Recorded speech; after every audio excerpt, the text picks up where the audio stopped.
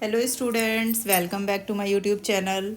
आज हम लोग स्टडी कर रहे हैं डब्ल्यूबीसी के बारे में। कल हम लोगों ने ब्लड के बारे में कुछ डिटेल में स्टडी किया था। ब्लड क्या होता है, ब्लड के टाइप्स कितने होते हैं। टाइप्स के अलावा आपने पढ़ा था आरबीसी और प्लाज्मा की पूरी डिटेल। अब आज हम लोग स्टडी कर रहे हैं कि डब्ल्यूबीसी क्या होता है। तो आइए अब देखते हैं डब्ल्यूबीसी के बारे में। तो देखिए, डब्ल्यूबीसी जो होता है, अगर हम लोग बात करें डब्ल्यूबीसी के फुल फॉर्म की, तो डब्ल्यूबीसी को वाइट ब्लड कॉर्पल्स के नाम से जानते हैं। हिंदी में इसे श्वेत रुधिर कणिकाओं के नाम से भी जाना जाता है। अगर हम इसके साइंटिफिक नेम की बात करें तो इसको ल्यूकोसाइट्स भी कहा जाता है। कभी कभी क्वेश्चन आपसे जो डब्ल्यूबीसी का क्वेश्चन होगा वो डब्ल्यूबीसी के नाम से ना आके ल्यूकोसाइट्स के नाम पे आ जाएगा, तो ध्यान रखिएगा। ल्यूकोसाइट जो होता है वो किसका नाम होता है? आपका डब्ल्यूबीसी का ही एक नाम होता है। नेक्स्ट हम लोग पॉइंट देखते हैं। टोटल जो हमारे ब्लड में डब्ल्यूबीसी होती हैं वो कितनी होती हैं? तो 5000 से 9000 पर mm³ होती हैं। लाइफ स्पैन जो होता है डब्ल्यूबीसी का वो 2 से 4 दिन का होता है। अगर हम लोग बात करें आरबीसी और डब्ल्यूबीसी के रेशियो की, तो आरबीसी और डब्ल्यूबीसी का रेशियो जो होता है वो 600:1 का रेशियो होता है। देखिए, यहाँ पे मैंने आपका टाइम ना वेस्ट करके तुरंत चैप्टर को आपके स्टार्ट करा दिया है। अब यदि कुछ नोट में जो पॉइंट्स हैं आपके मेन पॉइंट है, अगर डब्ल्यूबीसी की संख्या ब्लड में बढ़ जाती है तो उसको हम लोग ल्यूकेमिया बोलते हैं। और ल्यूकेमिया को जनरल लैंग्वेज में हम लोग ब्लड कैंसर के नाम से भी जानते हैं। तो ये काफ़ी इंपॉर्टेंट पॉइंट है कि ब्लड कैंसर क्या होता है।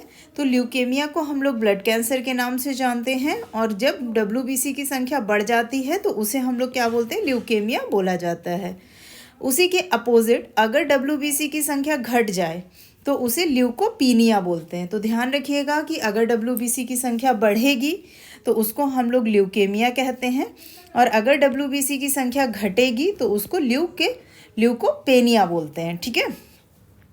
अब नेक्स्ट हम लोग देखते हैं साइज ऑफ डब्ल्यूबीसी के। तो जो आपकी सबसे बड़ी डब्ल्यूबीसी होती है वो होती है मोनोसाइट, और सबसे छोटी होती है लिम्फोसाइट। तो मोनोसाइट का जो साइज़ होता है वो 22 माइक्रोन का साइज़ होता है। लिम्फोसाइट का जो साइज़ होता है वो 7 माइक्रोन का साइज़ होता है। इसके अलावा जो न्यूट्रोफिल्स होती हैं वो 10 से लेके 11 माइक्रोन तक होती हैं। तो यहाँ पे हम लोगों ने देखा डब्ल्यूबीसी के साइज़ के बारे में। अब अगर आगे हम लोग देखें तो अब चलते हैं टाइप्स ऑफ डब्ल्यूबीसी।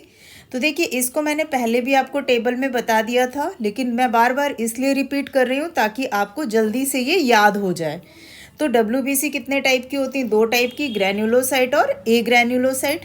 ग्रैन्युलोसाइट को हिंदी में बोलते हैं कणिकामय, और ए ग्रैन्युलोसाइट का मतलब होता है कणिका विहीन।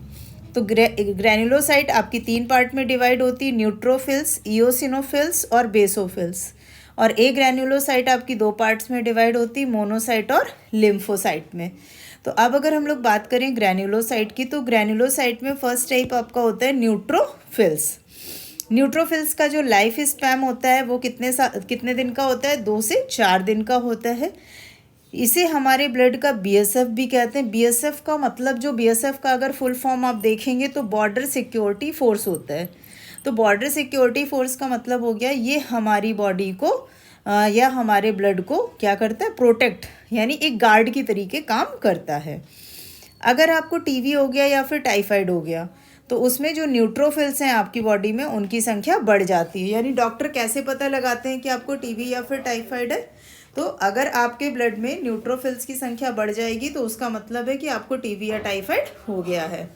अब ये क्या करती है? फैगोसाइटोसिस का काम करती है। यानी इसका जो नेचर होता है वो फैगोसाइटोसिस नेचर होता है। यानी ये एक तरीके से भक्षक का मतलब होता है जो बैक्टीरिया या जर्म्स होते हैं उनको खाने का काम करती है। फीमेल्स में जो बार बॉडी होती है वो न्यूट्रोफिल्स के कारण बनती है। तो फीमेल्स की बार बॉडी ध्यान रखिएगा किसके कारण बनती है? तो न्यूट्रोफिल्स के कारण ही फीमेल में बार बॉडी बनती है। नेक्स्ट हम लोग बात करते हैं इओसिनोफिल्स की। अब इओसिनोफिल्स की संख्या जो होती है वो 300 पर mm³ के हिसाब से ब्लड में प्रेजेंट होती है। इसको ब्लड का होम गार्ड भी बोलते हैं। अगर इसकी संख्या बढ़ गई तो आपको क्या हो जाएगी? एलर्जी हो जाएगी। तो ध्यान रखिएगा, इसमें क्या था कि अगर इसकी संख्या बढ़ी तो आपको टीबी या फिर क्या हो जाएगा? टाइफाइड हो जाएगा। किसकी संख्या बढ़ने पे? न्यूट्रोफिल्स की संख्या बढ़ने पे।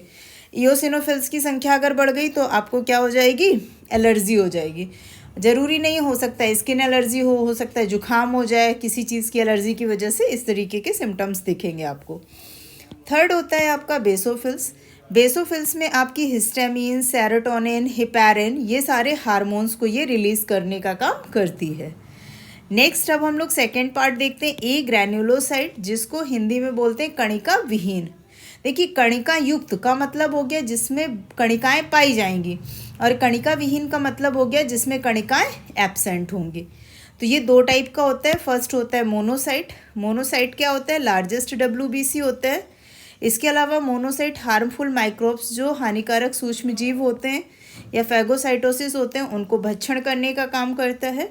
इसका जो साइज़ होता है वो 22 माइक्रोन का होता है। नेक्स्ट हम लोग बात करते हैं लिम्फोसाइट्स की। जो लिम्फोसाइट्स होता है ये आपका स्मॉलेस्ट WBC होता है। लिम्फोसाइट आपके एंटीबॉडीज़ का फॉर्मेशन करता है, जो कि हमारे शरीर में जो इम्यून सिस्टम होता है, इम्यून सिस्टम का मतलब होता है शरीरों से लड़ने की जो प्रतिरोधक क्षमता होती है उसको बढ़ाने का काम करता है। नेक्स्ट जो थर्ड पार्ट होता है वो होता है हमारा प्लेटलेट्स। प्लेटलेट्स का केमिकल नाम होता है थ्रोम्बोसिस्ट।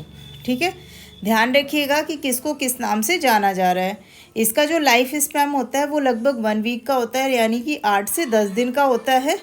इसमें जो ये ब्लड की विस्कोसिटी होती है उसको मेंटेन करने का काम करता है और ब्लड को क्लॉट करने में हेल्प कराता है। ठीक है, जब प्लेटलेट्स आपकी टूटती हैं और हवा के संपर्क में आती हैं तो थ्रोम्बोप्लास्टिन नामक हार्मोन को ये क्या करती हैं, सीक्रीट करती हैं।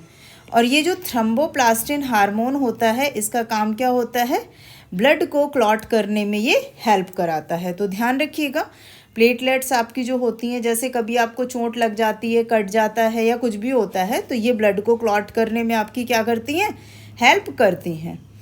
अब इसके बाद अगर इनकी संख्या की बात करें तो लगभग 2 से 5 लाख पर mm³ हो जाती हैं। लेकिन ध्यान रखिएगा, जब आपको डेंगू फीवर होता है, बहुत कॉमन है, डेंगू फीवर होता है तो प्लेटलेट्स की संख्या बहुत तेज़ी के साथ में घटती है। तो ये चीज़ आप ध्यान रखिएगा कि अगर आपको डेंगू फीवर है तो प्लेटलेट्स बहुत तेज़ी से घटेंगी।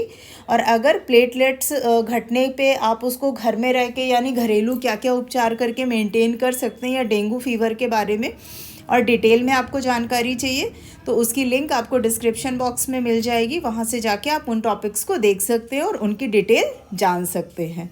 तो अगर आपको वीडियो पसंद आया हो तो लाइक करें, दोस्तों के साथ में शेयर करें, और अगर इससे रिलेटेड आपकी कोई भी क्वेरी है, कोई चीज़ आपको नहीं समझ में आती है तो कमेंट सेक्शन पे जाके कमेंट करके आप उसको पूछ सकते हैं। और ऐसे ही अच्छे अच्छे वीडियोस देखने के लिए चैनल को सब्सक्राइब करना बिल्कुल भी ना भूलें। Thanks for watching.